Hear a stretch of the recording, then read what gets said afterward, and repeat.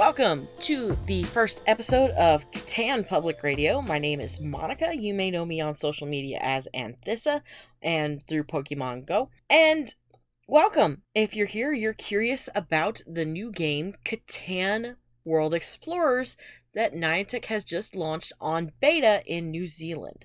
I am excited about this. Our family loves Settlers of Catan. My little brother has taken to calling himself the King of Catan because his win record kinda needs to be put in check.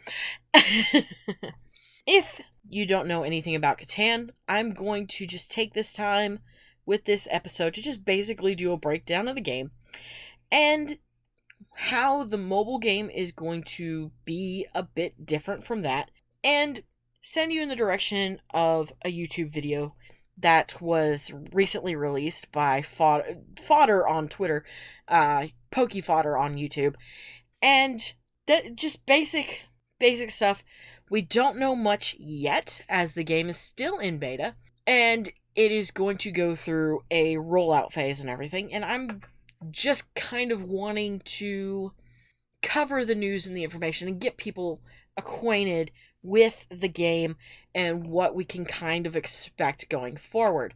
So that's why I am doing this podcast in the weeks leading up to and that's why I am doing this podcast in the few weeks leading up to the eventual global launch of Catan World Settlers. If you're interested, you can go to CatanWorldSettlers.com and you can pre-register for when the game is released. When the game is going to be released, we don't know. It took a while for them to eventually get to the point of launching Pokemon Go, and then it took a while longer for them to eventually get to releasing Harry Potter Wizards Unite. I remember signing up for the pre-release for that and it taking at least a few months before Harry Potter was available to play. So, who knows? It could be a couple of months due to the current situation of the world. It could be the latter half of this year. But as I go through this, I'm going to try and relay some of the news and information we get from New Zealand as a way of kind of helping people learn what to expect. First and foremost, what is Settlers of Catan? It is, to me, a rather fun board game that is actually set out in tiles. It's not an actual board game, it's pretty much a tabletop game. You lay the tiles out, and on these tiles, you have 5 different resources: ore, brick, lumber, sheep, and wheat. And you set your settlements in the beginning on them in the right way. On each of these resources is a small circular disc with a number on it. When you roll a die, you get whatever resource you're sitting on if the number circle disc matches the die that was rolled. Doesn't matter who rolls it. If you're sitting there and the numbers match, you get that resource. If you have a settlement or 2, you get 1 or 2 of those resources. You put a city down, you get even more resources. The entire point is to build up your settlements and get 10 total victory points. A settlement is worth 1 point, a city is worth 2. Now you can build out roads to connect, you have to, but those roads aren't worth any points. Your victory points come from your settlements, your cities, and if you get development cards, if you choose to spend your resources on them. That kind of affects your gameplay. You can also work the board to your advantage by setting up on different harbors that allow you to trade resources for others. And you can trade with your opposing players to get the resources you need. There's also a figure on the board called the Thief. The Thief is able to move anytime someone rolls a 7. You roll a 7, you get to move the Thief to whatever resource you want that an opponent is occupying, and you get to take a resource from them. It's not really complicated game. It's not complex to describe. To me, it's not. And it's pretty cut and dry how it works. the resources and everything are shuffled every time you shuffle the tiles to lay them back out. This has become a bit addicting for our family. We're a little nerdy, and it's a lot of fun. It's basically Oregon Trail without the risk of dying of dysentery, kind of. You build up your settlement, you build out your roads, you try to take up as much of the board as you can, and get those 10 victory points. So that's pretty much the basic outline of the game, the basic laydown and gist. Niantic is converting this to an app-type game, an AR game, similar to Pokemon Go, Ingress, and Harry Potter Wizards Unite, their other flagship games. I have watched a video from Fodder on Twitter, PokeFodder on YouTube, and he's pulled different sources from the beta tests in New Zealand, and the game looks really good. I like the art style. Each Niantic game has a unique and different art style that fits and works with the game that it is. For Catan, it looks like wooden cut figures that have been hand carved and painted. And I think that's a really good choice for this being a tabletop game they're converting to AR. And they've added and changed a few things about how the game works. Because you can't play simply alone, it is going to have its community moments. I do foresee Harry Potter Wizards Unite style community events coming to Catan. Kind of a community day thing. Basically, from what I saw, the world is going to be split into 3 different factions. Blue, red, and gold. Or if you're Pokemon, it's blue, red, yellow. But it pretty much makes kind of sense. And the object of the game is, 1, build up your own personal settlement that you keep, say you set it up at home. And then you go out and build up the public settlements that belong to your faction. Now, your opposing factions cannot take away from what you have built for your faction. So it's a lot of building. From what Fodder said, he said something about a winning faction will be declared after a certain point in time. That's a little bit Ingress, because there are 2 factions in Ingress, the Enlightened and the Resistance. And after a certain period of time during their community events, they declare a winner for that period of time. So it's a little bit Pokemon, it's a little bit Ingress, it's going to be a little bit Harry Potter.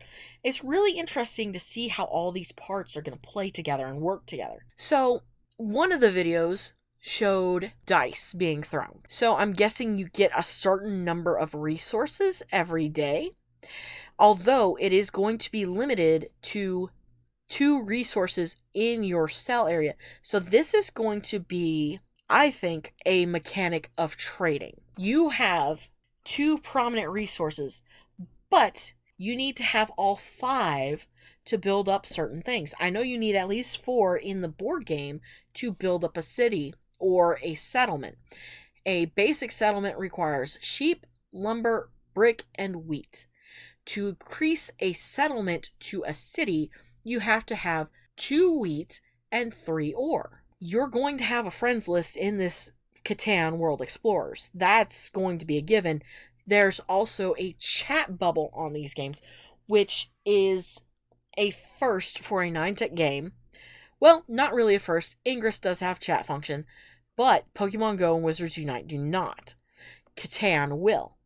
And that chat function is going to be key, because in order to get settlement resources that you're missing, you're going to have to trade.